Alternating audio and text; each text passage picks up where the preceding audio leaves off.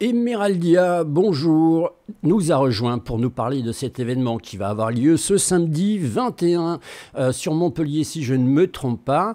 J'ai bien dit Emeraldia, hein, parce que c'est pas un nom commun, ça, hein, c'est un nom qui fait la Bonjour. différence. Oui, en effet, très bien prononcé, je souligne. Alors, on va parler de cet Hop, est-ce que- événement, si tu veux bien, on va se dire tu pendant cet échange. Disco Patine, alors ça, c'est bien la première fois que j'en entends parler. Qu'est-ce qui va se passer à cette Disco Patine? Alors, pour faire un petit flashback, ça fait 2 ans qu'on existe et c'est moi qui ai créé l'événement parce qu'à la base, je suis DJ dans un collectif qui s'appelle les Mixeuses Solidaires et j'adore la musique disco et le roller. Du coup, je me suis dit, créons cet événement. Là, ça va être le cinquième hein, qui va avoir lieu au marché de Noël à Montpellier. Et l'idée, c'est que c'est pas que roller, c'était d'apporter des soirées un petit peu festives sur la thématique de la musique disco et du funk et de permettre à la communauté existante de rollers qui est à Montpellier de venir rouler sur des espaces cool en fait pour pouvoir patiner. Alors, Pour moi, résumer. j'avais connu, c'était, je pense, vers Clermont-Lérault, il y a une espèce de salle, un espèce de grand hangar avec une piste Oui, qui spéciale. existe toujours. Ça existe toujours. Alors, moi, j'ai eu Ouais, la ça chance. s'appelle le roller dance, je crois, de mémo. J'y suis allée 2, 3 fois et c'est un peu capsule temporelle d'aller là-bas en plus. Ouais, voilà, ouais, c'est ça. Alors justement, là, ça va se dérouler sur la promenade du Pérou à Montpellier. Justement, il y a eu des aménagements précis par rapport à ça. Comment on fait? Alors oui, en fait, c'est une asso-entreprise qui gère le réservoir à Montpellier et qui s'appelle Bière d'Occitanie, qui gère aussi le Beer Love Fest, qui a cet emplacement qui est la Pause Enchantée et en fait qui a prévu tout un parquet de 200 mètres carrés, je crois, de mémo, pour que justement les personnes à roller puissent danser sur cet espace et patiner un petit peu aussi. Et c'est aussi le postulat des disco-patines, c'est-à-dire que chaque événement que j'organise, je fais en sorte que ce soit dans un lieu où on peut patiner.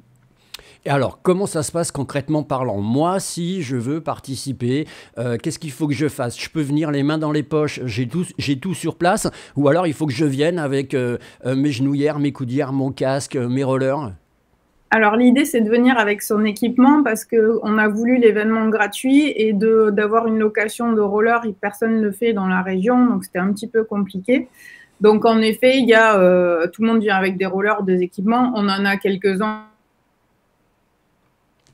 Alors, on a perdu la connexion. Info, pour On- info aussi, on a une page Instagram en fait où on partage des bons plans pour acheter des rollers vraiment pas chers aussi, D'accord, si besoin.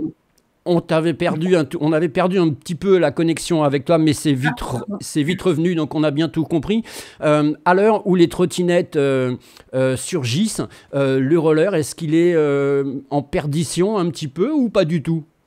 Non, je pense que déjà, c'est pas forcément les mêmes usages. Ou la trottinette, on est sur des publics très jeunes qui font de ce qu'on appelle du parcours, donc avec les bosses, les sauts et tout. Et après, on passe sur une population adulte qui maintenant est passée sur l'usage un peu professionnel, vie privée, mais plutôt pour circuler que d'en faire. Et au niveau du roller, c'est vraiment une communauté qui en fait est très, qui prend soin de l'un de l'autre. Donc c'est en fait, il n'y a pas de perdition forcément. Et il y a une volonté aussi à revenir à des trucs sympas où on s'amuse entre amis ou même on fait des rencontres. Nous, on a rencontré plein de gens en fait à travers le roller où on fait des sorties, tout le monde a des niveaux différents. C'est ça qui est important aussi. C'est-à-dire que tout le monde peut venir, même si vous tenez à peine sur vos patins, il y a des gens de tout niveau qui vous donneront des petits tips pour danser ou vous aideront juste à rouler un petit peu. Et c'est aussi bienvenu pour les enfants du moment qu'ils portent un casque et des protections. Alors je suppose que ça mélange à la fois ceux qui sont un petit peu novices, ça veut dire ceux qui font que du roller pour aller d'un point A à un point B, et puis je suppose aussi qu'il y a vraiment des entre guillemets professionnels qui savent danser avec ces roulettes au bout des pieds. Oui, en effet, il y a toute une partie, c'est-à-dire que la discopatine, il n'y a pas que moi, c'est une partie de la communauté roller aussi. Donc il y a des personnes, hommes et femmes, et même des ados qui ont un niveau assez élevé et qui en fait font des petits démos ou vont montrer des petits tips pour faire des mouvements de base de danse en roller, ou ne serait-ce qu'apprendre à freiner, par exemple, ce qui n'est pas forcément évident quand on ne sait pas le faire. Est-ce qu'on peut dire que ça ressemble un petit peu au patin à glace avec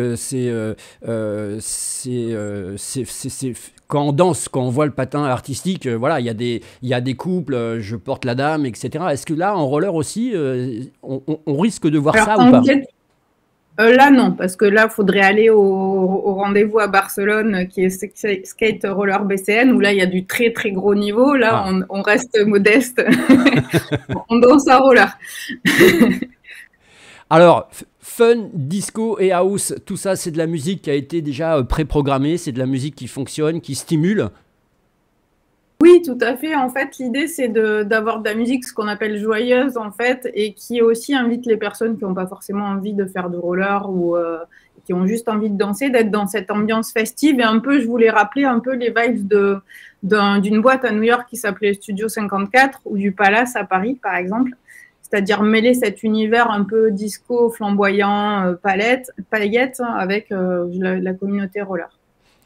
On voit que c'est toi qui organise. Si les gens maintenant ils tombent amoureux du roller ou ils veulent plus d'informations, ils peuvent te contacter ou est-ce que tu as une Oui, structure, une oui. association? Comment ils font? Alors nous, on n'a pas de structure dédiée à ça. C'est vraiment l'envie de proposer un événement qui fait plaisir à tout le monde. Et c'est pour ça qu'on ne le fait pas tous les mois, mais plutôt 2, 3 fois par an, parce que ça reste quelque chose, j'ai envie de vous dire, oui, pour faire plaisir aux autres. Par contre, si on m'écrit ou si on nous écrit sur les réseaux, on a tout un écosystème d'associations ou même de profs de roller qui peuvent en effet donner des cours.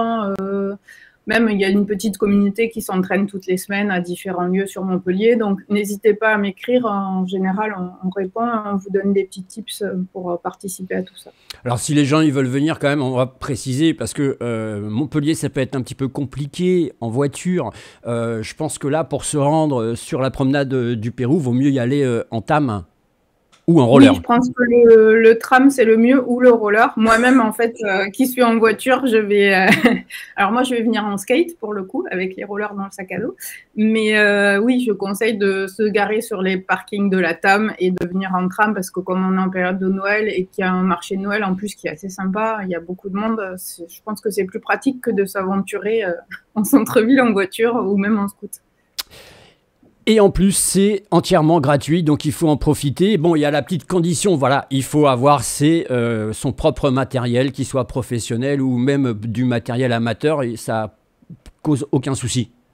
Oui, je conseille de prendre du matériel d'amateur parce que ça suffit largement. C'est pas la peine de s'équiper à des grands tarifs pour rien. Parfait, c'est Disco Patine, la pause enchantée de Noël. Tu voulais rajouter quelque chose peut-être? Non, on vous attend toutes et tous avec joie et c'est ambiance garantie si vous voulez vous défouler et danser. Et puis si au cas où vous voulez essayer de rouler aussi, tout le monde est bienvenu. Ouais, et puis surtout, sur une ambiance disco, il y aura la musique de Grease. On verra. En fait, on essaye de rester sur de la disco qui n'est pas complètement commerciale.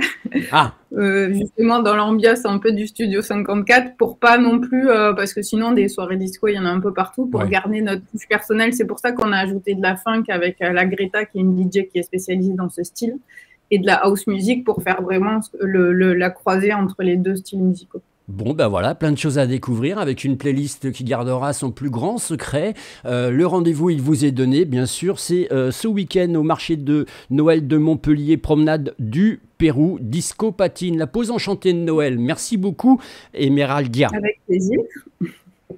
Merci.